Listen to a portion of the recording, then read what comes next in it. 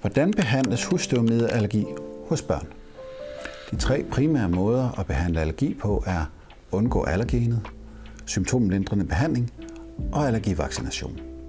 I forhold til at undgå allergenet, så kan det være godt at vaske sengetøj og betræk ved meget høj temperatur, støvsuge regelmæssigt og bruge rigtig gerne allergivenligt sengetøj.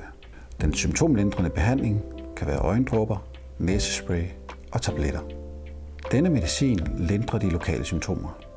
Barnet kan være nødt til at tage flere forskellige typer af lægemidler for at modvirke symptomerne. Næsespray, antihistaminer og øjendråber. Symptomerne vender tilbage, når barnet holder op med at tage medicinen.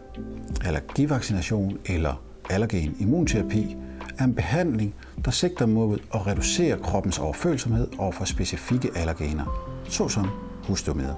Allergivaccination findes både i en tablet og en injektionsform. Denne behandling kan være nødvendig, hvis symptomlindrende behandling ikke hjælper eller ikke hjælper nok. Der er god hjælp at hente for at komme dit barns gener til livs.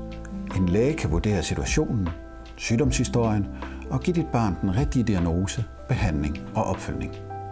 Ønsker du at vide mere, så gå gerne ind på husstøvmiddelallergi.dk.